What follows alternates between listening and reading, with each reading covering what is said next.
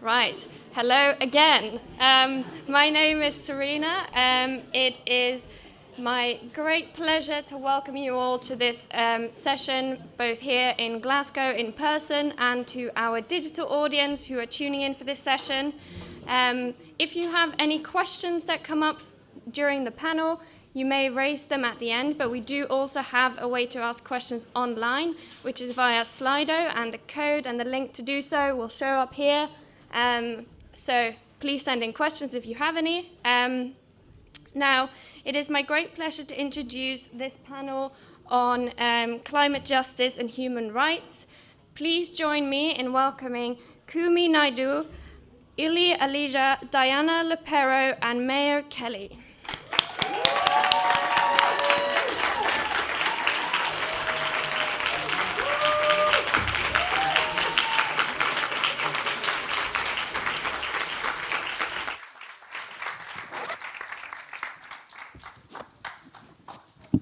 Hi, folks. We can take it off a mask here? Okay.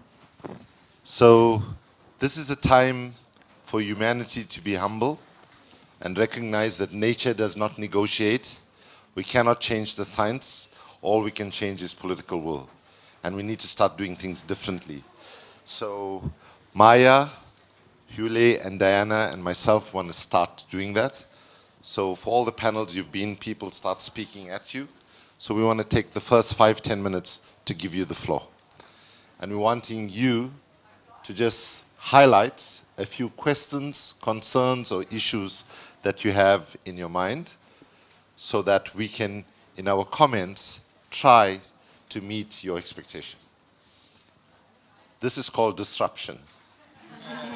And I ask you not to be shy. Otherwise, I'll start pointing at you. While you're thinking about that, though, I just wanted to say that there's been a bit of breaking news that I thought we discussed it and we thought it was very important that we shared with you.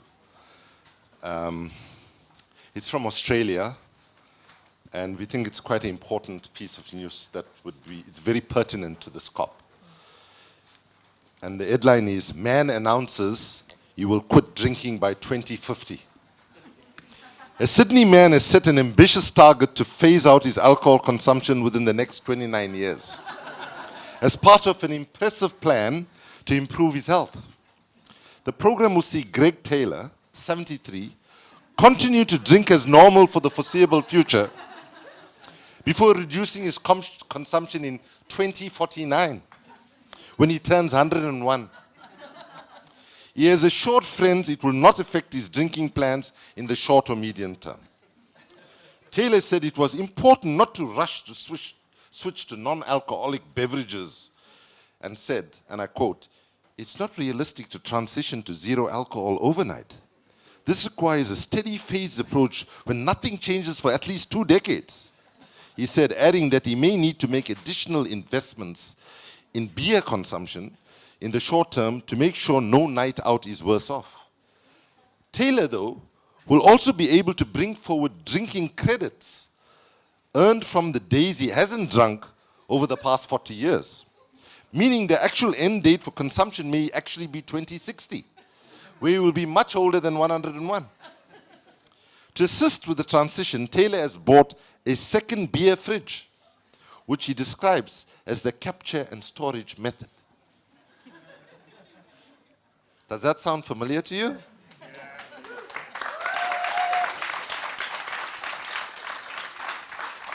Okay, so I know it's a bit intimidating to give you the floor immediately, but are there 1 or 2 people good to just say either a concern, a question? There we go. Where's the roving mic? Yeah, it's coming, it's coming. Well, first I want to appreciate my friends here on the panel. And can I get a big round of applause for the YMCA, please? Thanks. Thank you very much. And I guess my question would be, what is it exactly climate justice, and what does it have to do with human rights? And how are Indigenous people involved with all of this? Great. We're not going to answer them immediately. We're making notes, okay? So what has climate justice got to do with human rights, and particularly Where do indigenous peoples fit? Okay, thanks. Hi, yeah, so we all have lots of calls for action for leaders to make significant change, but what calls for action do you have for the likes of us, who are community members and trying to make small changes with local initiatives? So what do you want us to take from COP and from tonight? Thank you. What's your name, by the way? Rachel. And what is your name? And where are you from? I'm from Peru. Wonderful. Edinburgh. Edinburgh. We're not holding that against you. You probably had the lowest carbon footprint getting here, so you know. Anybody else? Please. How do you measure climate justice? So at what point you said, okay, we have a system that is completely just for everybody. So just to find the end goal of all of this, to have a clear, vision of where we're going and when can we achieve this. Your name, sir? Manuel from Venezuela. Wonderful. Welcome. Ireland as well. Okay, can I just make one comment? The diversity of the 3 questions asked is 1,000 times more than the diversity inside the COP. Just from where the people asked it. So let's keep with that. And my sister, it looks like you're from Africa, but I might be getting it wrong. No, you're Nigerian. Okay. Thank you so much. We actually have a question or point from our digital audience joining us. We have someone from Pavel from Czech Republic. And he asked, what is the biggest lie that people keep perpetuating and using as an excuse? It's a very deep question. Wow. That must be the name was Aval. This must be a relative of Václav Havel who led the change that happened there, because that's a deep, deep question. So biggest lie being perpetuated. Another one here? We hear a lot about the climate refugees lately, but we don't know exactly what the climate refugee is, or if this term even it's legal, or what it is. Maybe if you want to tell us a bit more about it. Thank you. Where are you from? Ilie from Romania. Romania. Yes. Luz, we're doing great on diversity here. Yeah. Let's keep it going. Once we hit the one person from the same country, we're going to stop, okay? Hi there. I'd love to hear what the panel has to say about what does moral courage tangibly look like when you're having the conversation or perhaps the argument with companies, with emitters who are not driven by a moral compass when it comes to climate. What does moral courage look like in that situation? Wonderful. And you from? Graham from London. Welcome. Thanks. Well, let's take one more. Okay, there's an enthusiast again. We'll take 2 and we'll take you and then go there, and then we'll hear the wonderful people on the panel, okay? Yeah, so it feels like we're entering a new territory slightly, in which it's like inaction against growing risk is leading to more and more determined and slightly angsty campaigning tactics, which may well be right. All I was going to ask, in your view, is that the right way? So you'll know what I mean by that. There's different groups who are beginning to turn the heat up, turn the volume up, because they're rightly frustrated.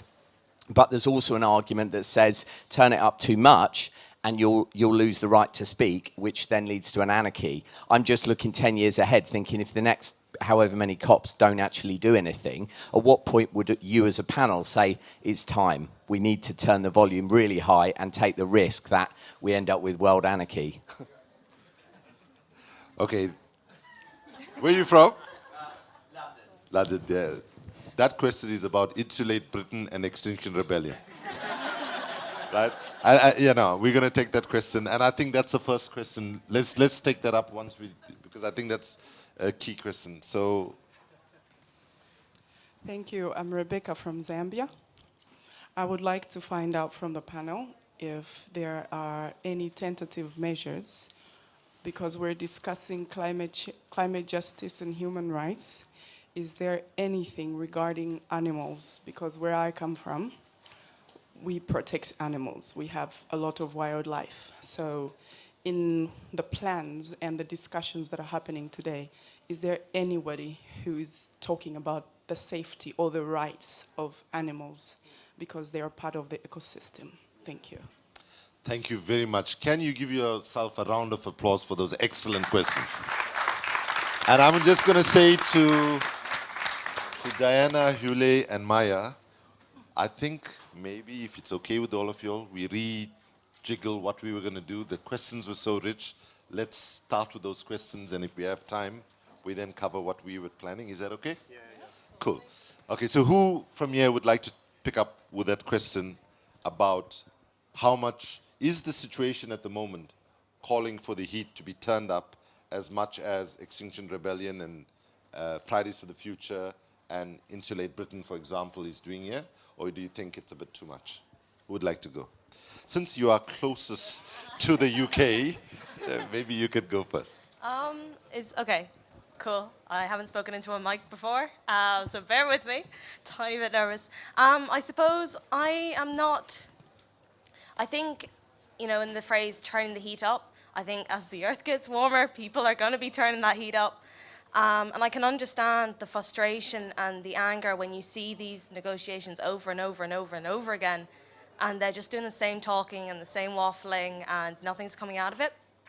I can empathize with people's reactions myself. I'm not that kind of person, but I do think, like, I'm not too experienced with Extinction Rebellion, I'd say. But I think, like, looking at the protests and stuff in like Glasgow the last couple of days and the experiences of people being effectively silenced when they weren't really doing anything wrong other than peaceful protest, I think that it depends on.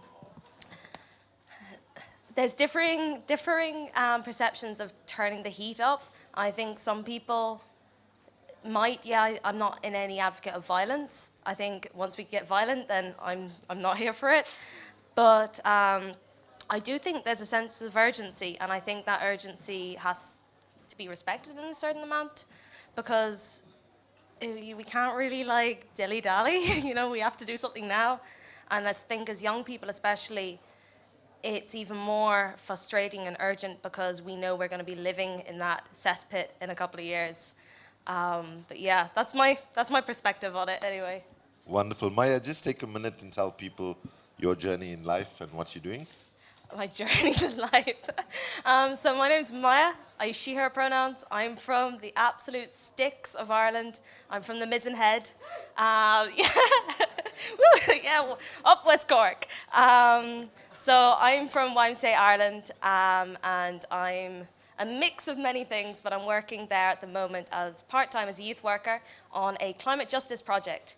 And we are working with an amazing group of young people, beginning conversations about climate justice. What is it? What does it mean? How are we a part of it? What role do we have to play? Because I think a lot of the time, a big part of climate justice is empathy. And there's no better way to build empathy than by building a community. Because once you meet someone, like we were having chats earlier with the other YMCA delegates, once you meet someone, you hear their story and how they're connected to this issue, it becomes your issue.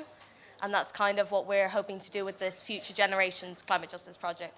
But yeah, rural West Cork. Wonderful. I think she deserves a round of applause, don't you think?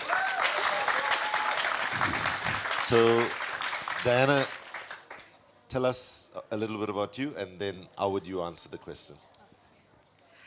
Aloha mai kako, hafade, kamusta. My name is Diana Lopera. I am originally from the island of Saipan, but I currently live in Hawaii. I am a child of immigrant parents from the Philippines. Thank you. But yeah, I am here on behalf of the World YMCA as a youth ambassador with the YMCA of Honolulu in Hawaii. Yeah. Just so much more than that. Yeah, so A little bit about me, I guess. My background is in global environmental science. I am a scientist. And really, what I can bring to the table is just the story that I know best, which is mine, right? And so I'm super excited to share with you the perspectives of what it means to be a scientist and what I perceive of, and how I perceive to be a scientist as I continue to navigate my way and collaborate and interact with Indigenous communities and see what it means to actually tackle the climate crisis and bring in these different perspectives into the table. Yeah. Thank you very much. Thank you. So, Yule, introduce yourself. He's from Kosovo, and tell us your answer to that key question. Okay. So, hello everybody. My name is Yule, and I am from Kosovo.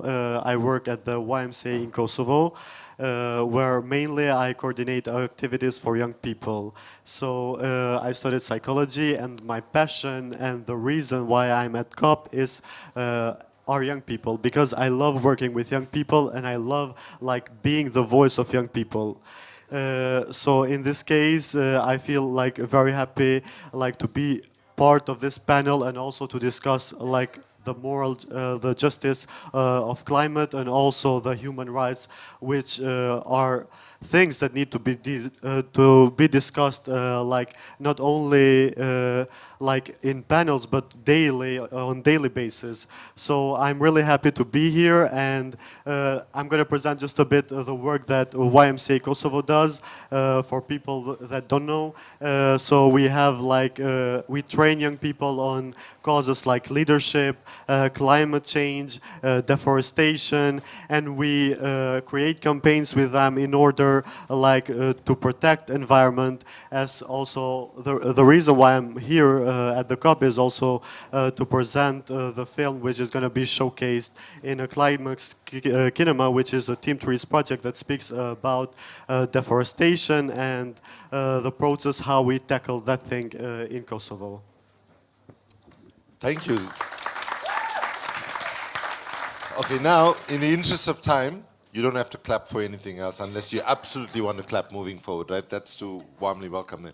Now, you know what? I'm going to put somebody on the spot and embarrass them. I'm not sure, though. You know, with the masks here, you can't. Sometimes you think it's one person and somebody else. But I think the person sitting there is Princess Esmeralda from Belgium. Is that Princess? So, because she, is it? That is Princess Esmeralda from Belgium. And she got arrested at the Extinction Rebellion protests in 2020. Okay? And I think what we all, thank you Esme, thank you, and it was a very powerful statement. It moved many people. That when somebody who doesn't have to put their lives on the line take part in a process, it's about saying how urgent the crisis is. But what I think we all are saying, though, is that we support resistance to injustice that is peaceful, that is dignified, and sometimes, quite often, it is the overreaction of the police. Thank you. It's the reaction of the police and the authorities that turn things into violence. But I think what we're all saying is that time of urgency has arrived, but we need to make sure that the protests are peaceful and dignified. Otherwise, what's behind your question is we lose the people that we need to win over. Okay, so now the second question, I think Esme deserves a round of applause. And all the people who got arrested and... Yeah, I think my second cousin in London, I remember seeing something in the news that she got arrested. She's like a... Is she in her 50s? Oh, I'm going to embarrass myself. She's definitely not. I'm not sure how old she is. And Don't by quote me on that. So, and I think the important point you're making is that this is an intergenerational struggle. And that's a good segue to the question that what's your sense about human rights and climate justice?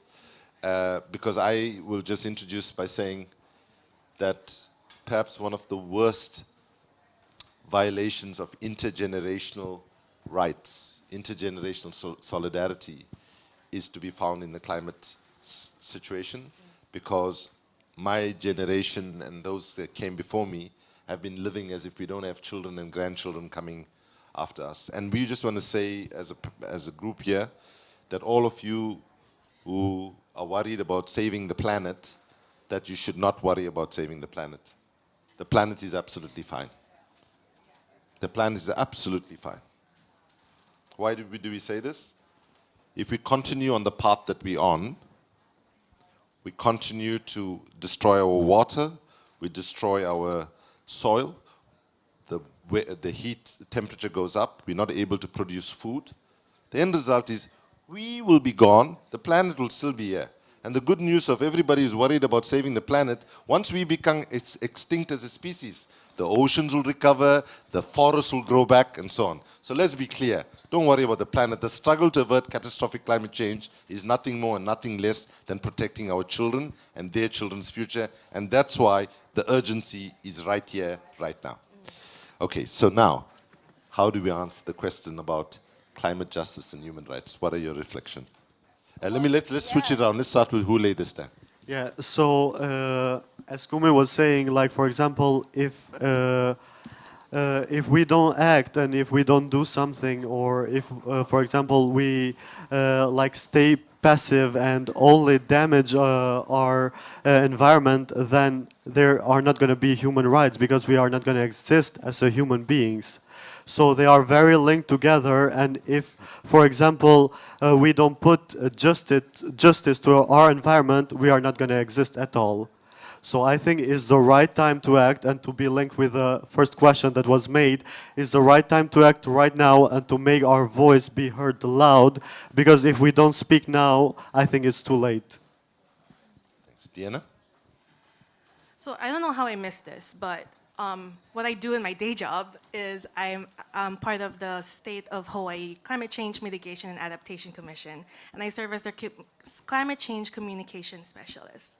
So basically I talk with a wide range of audiences about climate change, and what is very clear is that you can't talk to every group the same way, right? So, for example, I have a data that shows 100 years of sea level rise. I can't show it to every group and expect them to see the connection, to see the urgency of the climate crisis. And so what works is that we connect the dots into the issues that they care about. Because whenever we talk about climate change, more often than not, we think of it as an isolated event, but really climate change is connected to all the other issues that we're seeing today, right? So with the with sea level rise in Hawaii and Pacific Island nations, that means that the people and the businesses that live along our coastlines that are at risk to losing it, right? And connecting it to public health, they're connecting it to environmental justice, social economic issues, it's all connected.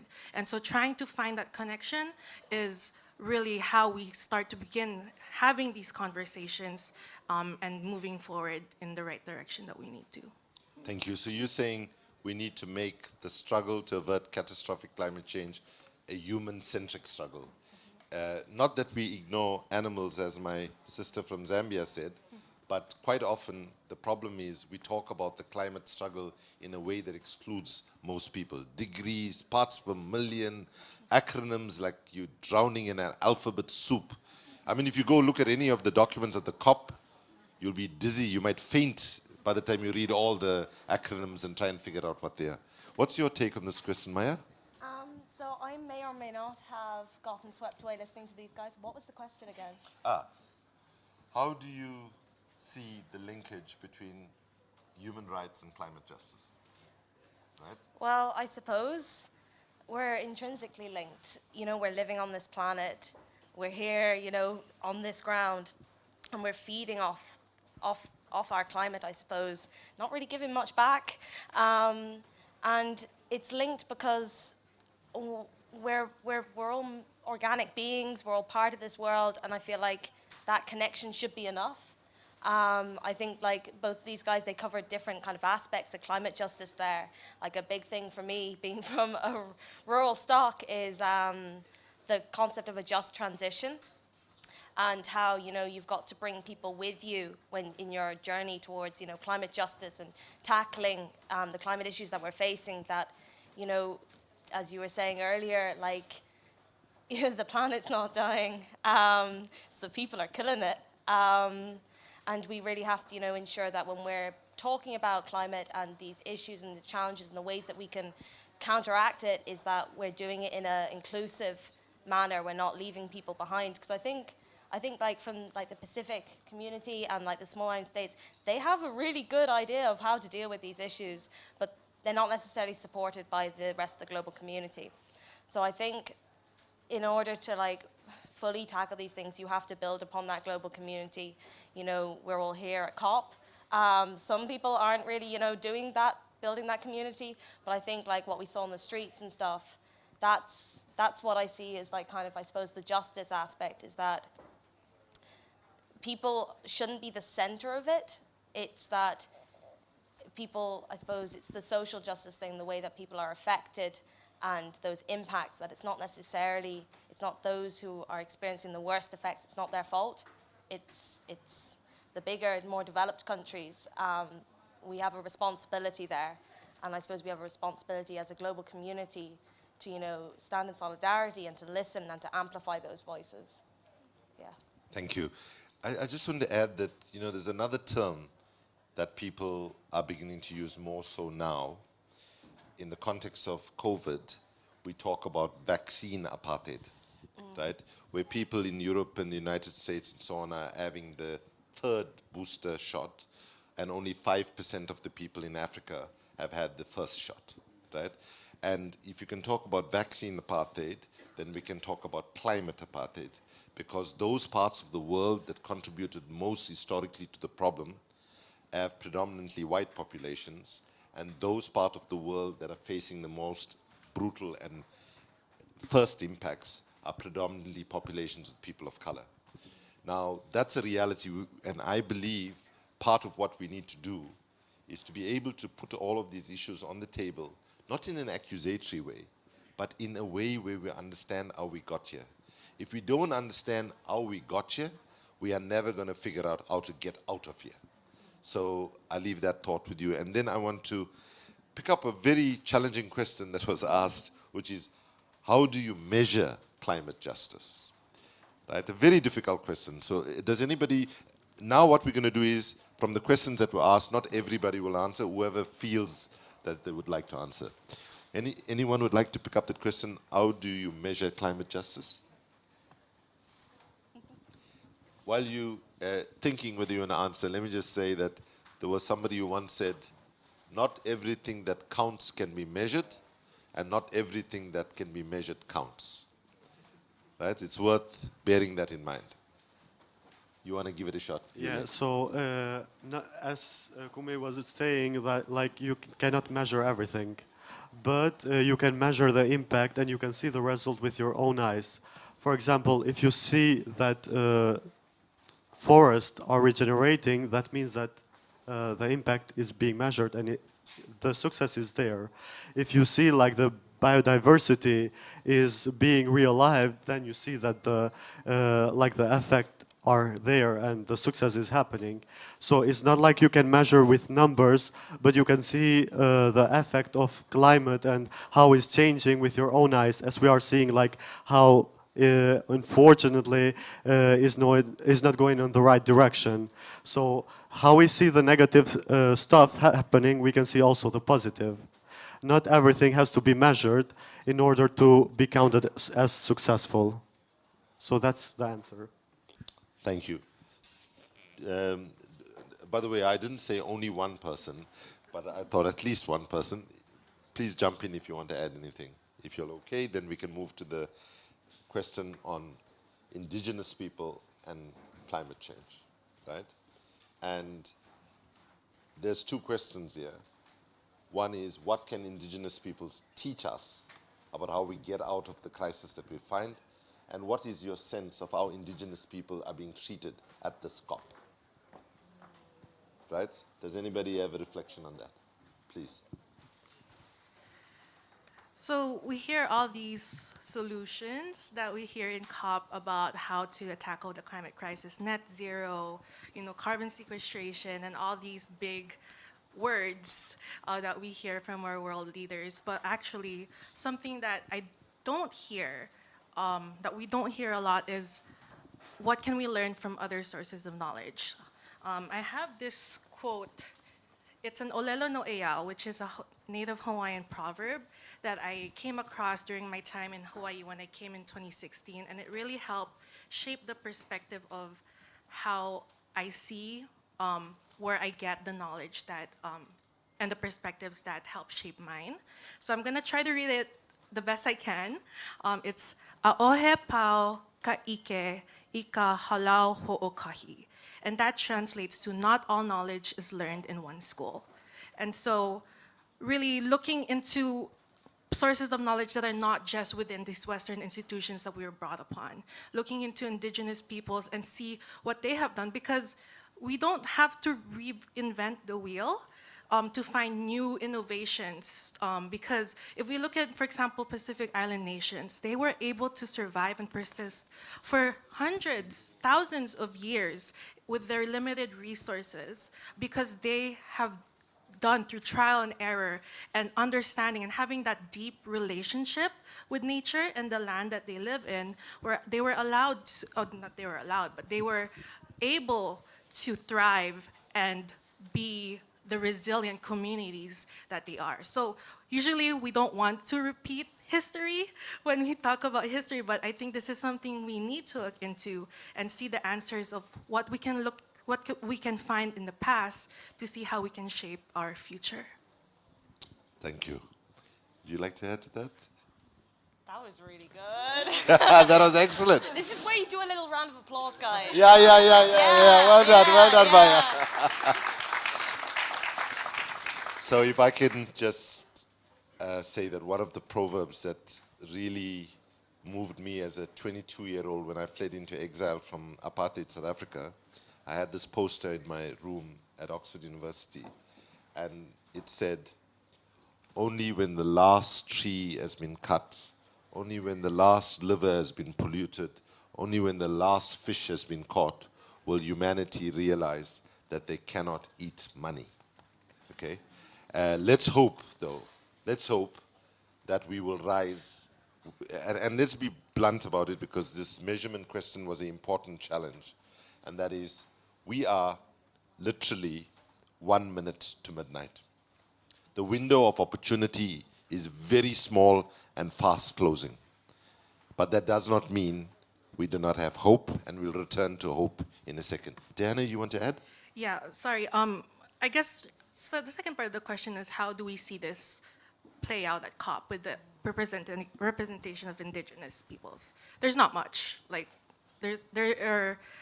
I heard that there are only 4 Pacific Island nations represented at COP this year, when Pacific Island nations will be the first to feel the big impacts of climate change, yet they don't have this seat, the voice in the table that they need to be in.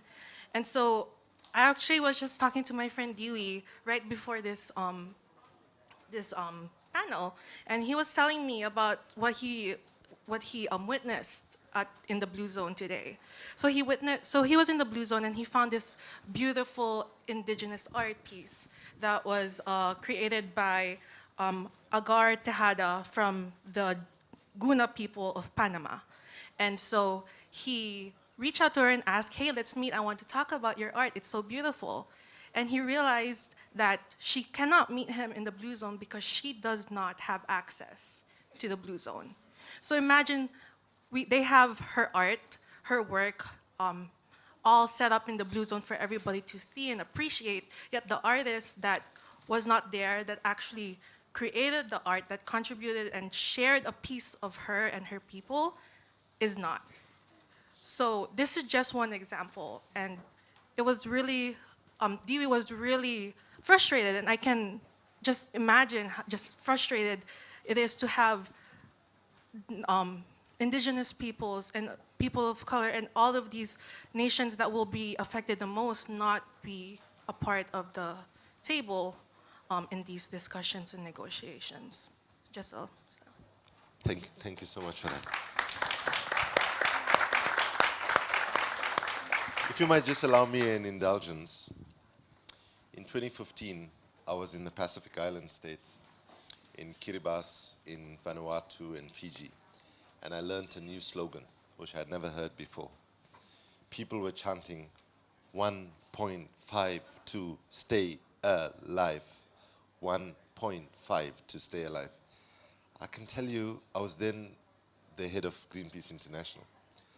I tell you, I felt sick in my stomach, right? And when I spoke to young people especially, they were telling me that Kiribati already has had to lease land in Fiji with the possibility that the entire nation will have to be relocated.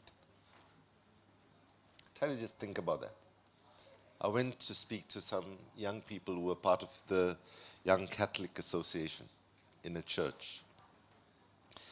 And I still remember them, and if you see tears in my eyes, it's because I'm thinking about them. They said to me, we don't want to leave. Our parents, grandparents, our ancestors are buried here. This is our identity. This is our life. And we didn't contribute to this problem. And we are suffering.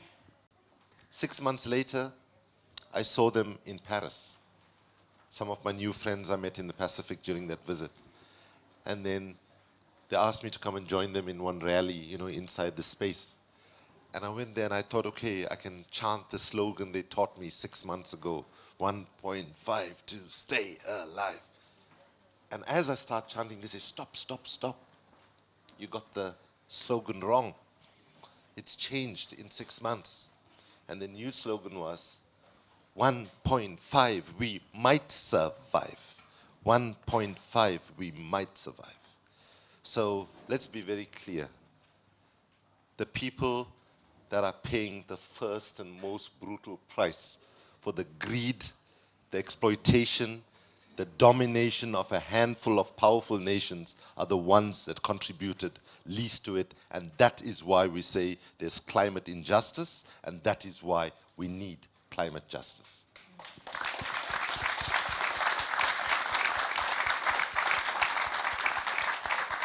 So that's a good transition to the question that one of our brothers asked about climate refugees, right? So does anybody have a reflection on the challenge of climate refugees? I suppose in my other hat back home is in Ireland we have a really, really cruel system. It's called direct provision. Essentially, people seek asylum and they live in these B&Bs, like tiny rooms, raising their families for up to like 10 years. I know someone who's been there 13. But as you were saying, climate refugees, at the moment under international law, you can't seek asylum on the grounds of climate change or climate disasters. One of the panelists earlier was talking about this as well, that it's just not under the covenant.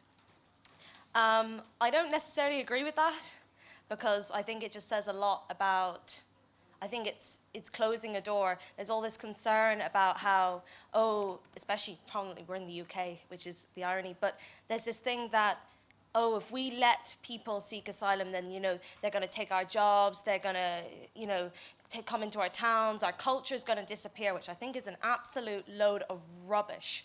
I really disagree with that. I think the fact that people are trying to seek asylum on the grounds of climate change really says a lot about what we're doing in this planet. I think it says a lot that we aren't opening those doors, that people are, we're causing all these effects. We're the root of this issue, and there's people who are struggling, whose lands and homes are being washed away, and they're trying to seek our assistance, reach out a hand to our community, and that people are basically effectively shutting the door in their face. Because I think there's all these concerns and stuff, but I don't think it's something that we should be. I think we should be opening that door, because how can we not show empathy to someone in that situation? If we go along this track, we're going to be in that position in a couple of years, and then it's going to be fine. We're going to be like, oh yeah, no, let's let people in then, because it suits, and the majority is affected.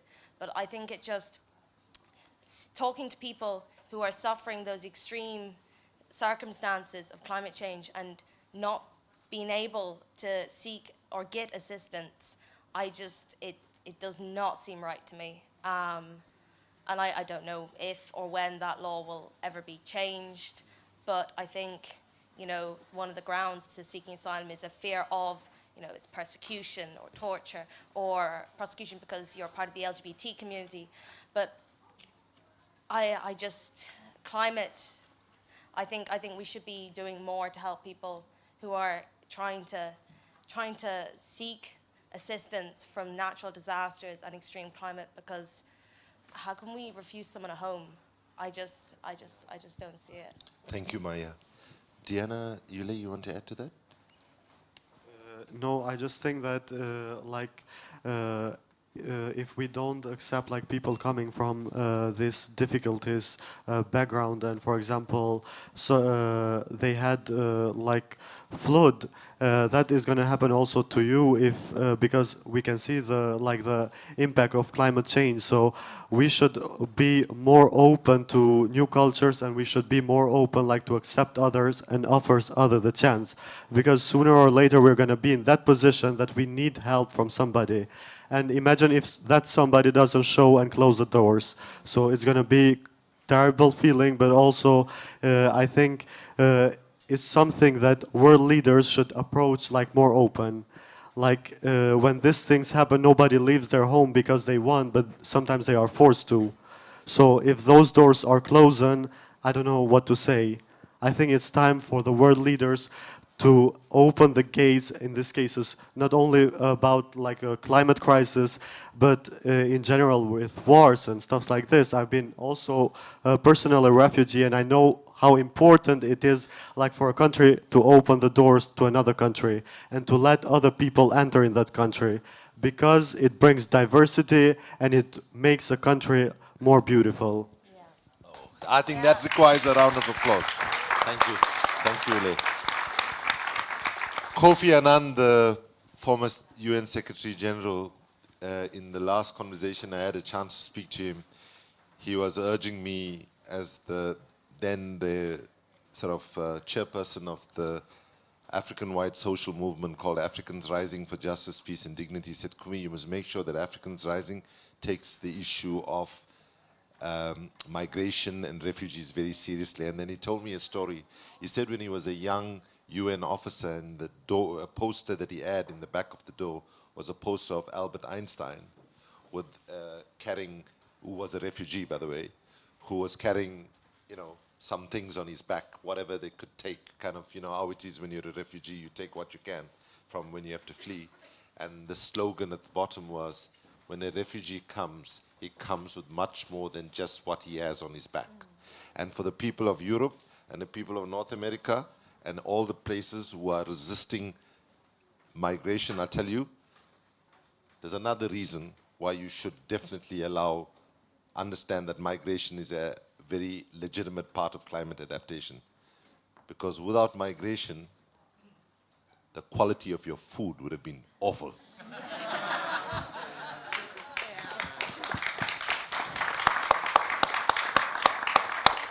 Maybe I said that too strong, eh? No, maybe, I think you said it just right. maybe let's put it this way. Migration has significantly enhanced the quality of food in Europe and elsewhere. Okay, we're doing well with time and this thing, but I'm just going to say which questions we didn't touch, and so we can try and pick it up in the responses, because we have to go to what gives us hope, right? We want to end on a hopeful note, okay? So the questions that we didn't tackle is, what is the biggest lie being propagated in how we address climate change? What does moral courage look like? And how do we address the question of animals, right? So those are the three questions. So if any of you can try and bring that in, I will also try and help. But the question that we want to spend the last 15 minutes is the pessimism of our analysis of how bad things are can only be overcome by the optimism of our actions. We do not have the right to be pessimistic. We do not have the luxury, We do not have the luxury to be pessimistic. And I want to just say that, you know, just to put it in perspective, I was speaking at a meeting in the US once, and I was talking about how the forests are collapsing and the oceans are dying and inequalities are rising and systemic racism is continuing and so on. And a very unhappy delegate at the end of my speech put up a hand and said, Dr. Naidu, have you heard of Martin Luther King? And I said, yes, he inspired me and many people in my country. Then he said, do you know what his most famous speech was called? Thinking it was a trick question, I said it very quietly and gently. I said, I have a dream. And she shouted back at me, she said, yes, it was I have a dream, but when I hear you speak, you have a bloody nightmare. Everything is collapsing around you. But in that story lies the challenge of leadership at the moment. How do we find the right balance between speaking truth to power, not sanitizing the fact that, as we would put it in Afrikaans in South Africa, and I think you'll understand the sentence when I say it, that ons is deep, deep, deep in the kak, right? Does anybody need a translation? Right? How do we deal with that reality that we're in a deep, deep crisis, but how do we do it in a way that is filled with love, with courage, with optimism? Because we don't want to immobilize people. If anything, we need everybody to be engaged right now. So we have to find the right balance between being honest in our analysis, but optimistic in how we seek to change things. And when Amnesty International, when I was the Secretary General, gave Fridays for the Future and Greta Thunberg and the leadership of Fridays for Future the Ambassador of Conscience Award in Washington, D.C. in 2019, I said, please do us one favor. Don't let the Trumps and the Bolsonaros and the Orbans of the world deprive you of your childhood, right? By all means, continue to fight. In fact, continue to fight even harder, because we need your perspective, your freshness of looking at old problems with new ideas and so on. But do it with love. Do it while you're singing. Do it while you're dancing. And remember that activism actually in the end is quite sexy, right? So this is the challenge that we have, right? We must, and I said, don't give the benefit of those that have driven us to this point of destruction the benefit of knowing that they also have managed to depress us. If there's one reason why I'm always smiling and making jokes and so on, is I don't want them to know that they've succeeded. I might, when I'm at home in my, lonely moments, feel depressed. But when I'm in public, I'm keeping a sense of optimism, and I invite each and every one of you to do the same. And so let me turn, how do you keep optimistic? What is the things that keep you going? What keeps your sense that we can still, even though we're running out of time fast, what gives you the sense we can turn things around? Hule? Yes. So as I said earlier, my passion is working with young people. So the main drive and the main reason are young people. When I see, for example, when I work with young people, I see how much they are engaged in climate change and, for example, fighting deforestation and being active in this issue. That is what drives me also and inspires me to do more for them.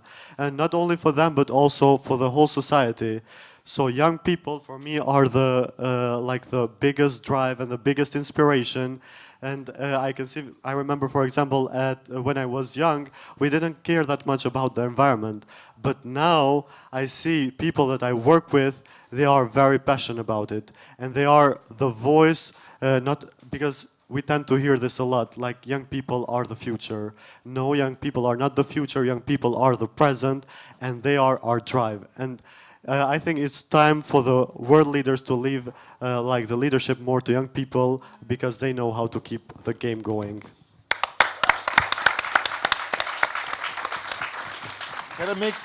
Can I make one small disagreement with what you said?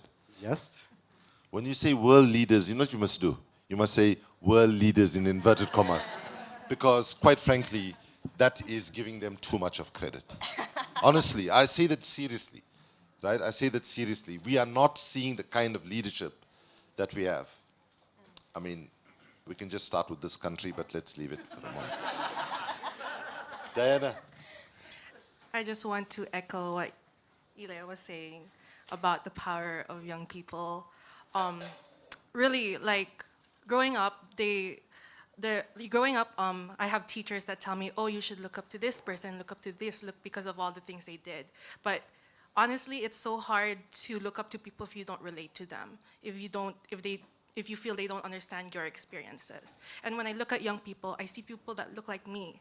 They talk like me, they think like me, they live the experiences that I have. We all grew up with climate change, you know, with the impacts of climate change in our experiences.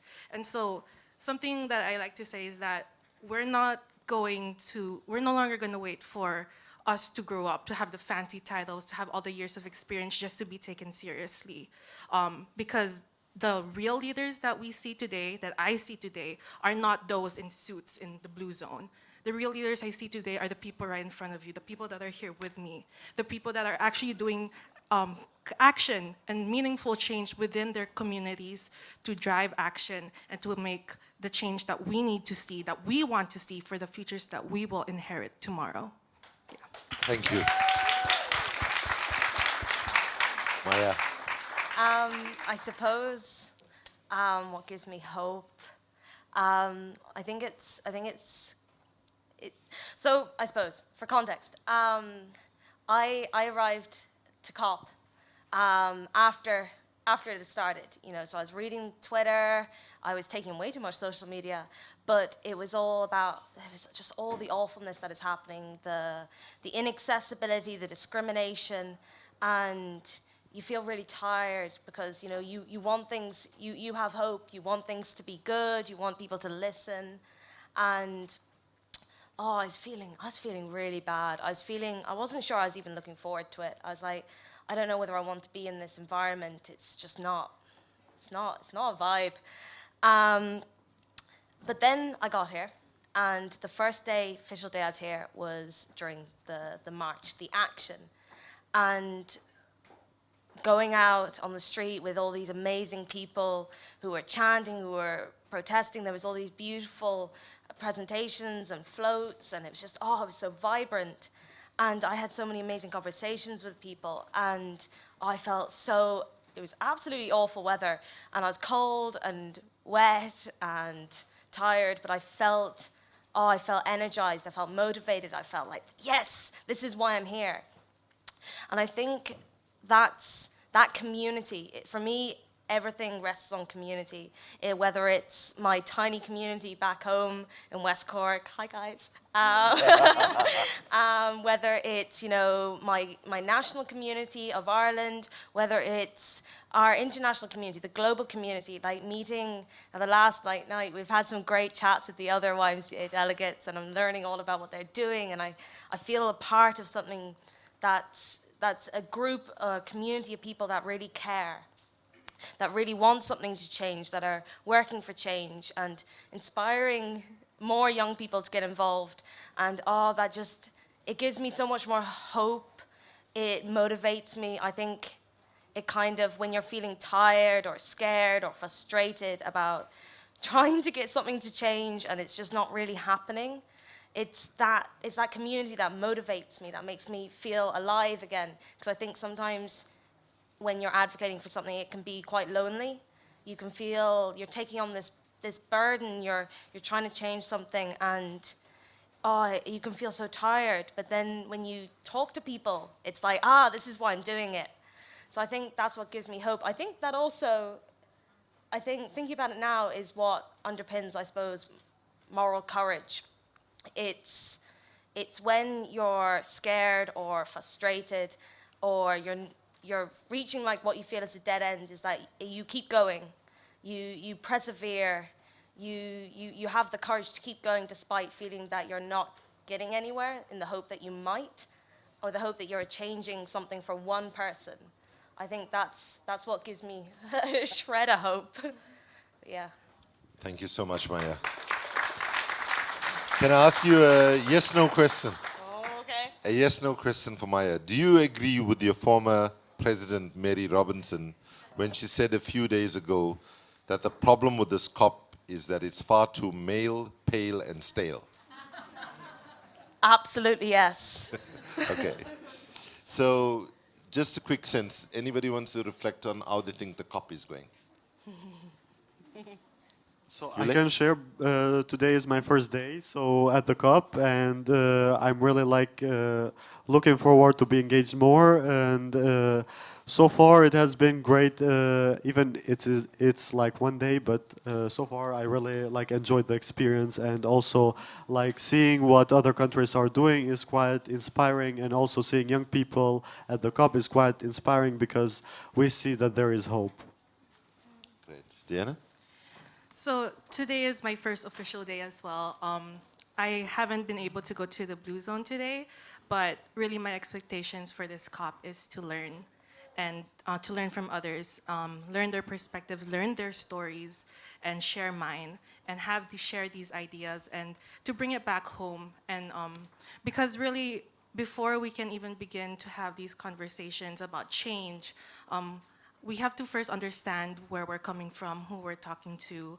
And so really I see this opportunity to be here with you guys and in COP as an opportunity to just connect, right? Just like how climate change is connected to various issues around the world, so are the solutions. And so really this is just a grateful opportunity, and I'm super happy to be here. Thank you. Do you want to give you a quick reflection? Yeah, so I'm really enjoying events like these where we get to chat to other people and get to meet other people and learn from other people. I love that. I love that about COP. What I don't love is the extreme discrimination that people are facing, the inaccessibility of it, how the people who should be here, who should be in the Blue Zone, are not here. That really frustrates me. Because looking at our future, I'm like, how can you not afford to have those people in the room? And to hear the stories of people online who I've never met, being like, why, how can you have a conference and call it a global conference that we're working to create change, we're gonna tackle climate change, and not have the people who are most affected, who are experiencing the most awful experiences, who are their livelihoods, their homes are being destroyed. How can you not have them in the room? How can you be so egotistical to think that you don't need to hear their voices? I think that part of COP I hate. I think it's disgusting not to have that. I'm so grateful to be on the march and the strike and to be meeting people and to be learning from them. I love that solidarity and the fact that so many young people are advocating for that and are amplifying the voices who aren't here, who should be here. I think that is the best thing I've seen in COP. That I'm really glad for, but the rest of it, I'm disappointed. I'm disappointed and frustrated and upset because looking to the future, it kind of makes me really scared, to be honest. Yeah. Thank you. So we are close to time. We're close to time, and in the spirit of saying we need to smile, sing, and dance our way through the struggle, we're going to end with this song, which I'm going to teach you. It only has 2 words in it. But I just want to quickly honor the questions that we didn't answer quickly with very short answers.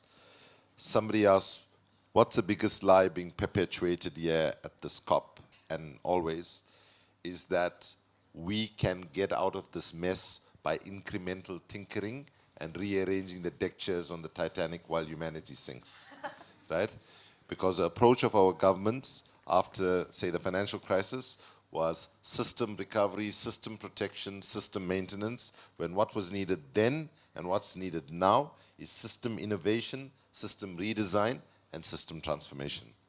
That's the best short answer I can give to the brother who asked that question. Then what does moral courage looks like? Moral courage looks like what you just heard from the 3 young people, right? We could just be sitting and crying about the future, but they are saying we refuse to stop. We refuse to not try. And my late mum used to say, it is much better to try and fail than to fail to try. And that is what moral courage looks like. It's not being naive. It's about saying that we refuse to accept that humanity cannot be much better than what we are. And to the sister Rebecca from Zambia, who's not in the room, about the animals, let's understand, if we don't protect our biodiversity, humanity is gone. We need, if anything, unless humanity can learn to coexist with nature in a mutually interdependent relationship, unless we do that, we're not going to be around for very, very much longer. So to end on a note of, so in Africa, we never hardly do anything without singing at the end of a meeting and so on. So there's just 2 words in the song, Pambili Africa, which means forward with Africa. But before we do that, I want to ask you, where do your ancestors come from? Anybody knows, anybody want to volunteer? And go back as far as possible. Far as possible. Anybody, where do your ancestors come from? Sorry, where's that? Persia. Okay, I'm going to ask you to go even further back than Persia. There's a white person there saying Africa. Why do you say that? Okay, so that's where humanity starts from. So when we say, thank you. So when we say Pambili Africa, it's not saying forward with Africa, we're saying forward with the world. Now I can't sing very well, but I'm sure the young people are going to back me up here. Yeah. So it just goes, Hashi, shall we stand? What? Shall we stand? We're going to stand? Yeah, come on, let's stand. No. And have some energy. Pambili, Pambili, Pambili, Pambili, Pambili Africa. Pambili, Pambili, Pambili, Pambili, Pambili Africa. Okay, everybody now. Pambili, Pambili, Pambili, Pambili, Pambili Africa.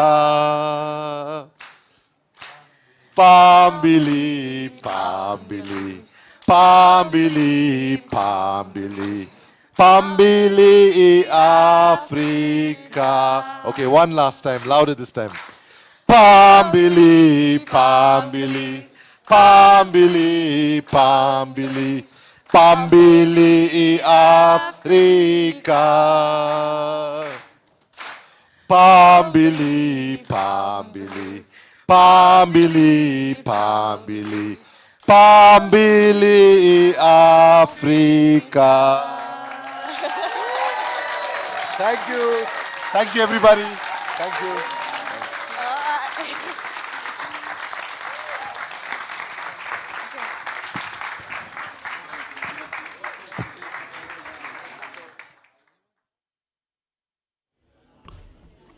Wow, how amazing was that panel, everyone?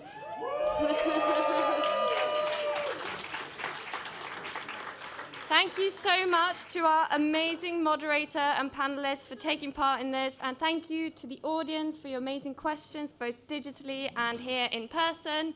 I want to say, please stick around. There'll be more content throughout the evening. But first, please give a warm welcome to Mike Bromfield, who will tell you about a really exciting event taking place tomorrow.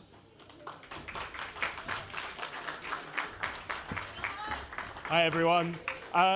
Really, I just wanted to extend an invitation. The work that Illy and Diana have been doing back home in Kosovo and in Hawaii, we've taken the time over the last 6 weeks to shoot a film and a documentary that celebrates youth-led solutions, that celebrates their innovation, and is really a positive message of hope and change. So for those that are watching online that aren't here in Glasgow, you can tune in to watch that on the COP26 YouTube channel on Friday at 15:30 GMT. For those of you here in Glasgow, please come back tomorrow at 7 o'clock tomorrow night. We're going to previewing that documentary, celebrating youth-led solutions, celebrating youth innovation that are leading the charge against climate justice.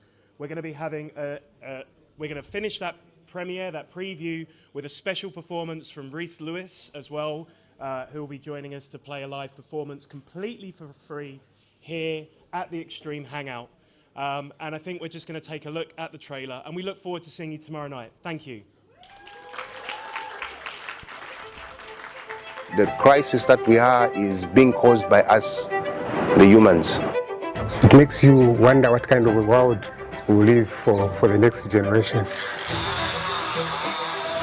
I'd like to think of us as global citizens rather than local citizens. But if you want to have great leaders of tomorrow, the leaders of now have to be great, they have to do action, they have to inspire. Sumakmuru es más que un proyecto, es una idea potente que cree en la transformación de recursos inorgánicos que todos desechan en una nueva oportunidad de construir algo que pueda mejorar la realidad de otras personas. From this trash, we turn it into treasure. I feel happy that this program has been started at our school in my time, and I'm going to be part of that team to make it to reach its fruition. We will no longer wait to grow up, to have the fancy titles, to have the years of experience. Maybe we cannot prevent deforestation 100%, but each of us can plant some trees and make this process less impactful, in this case deforestation. If people will not act together towards our goal to have a sustainable environment, everything we have and the future of our children will perish. If people know that we are in a crisis, then they'll be able to act differently. Climate change is not going to wait for us, and neither should we.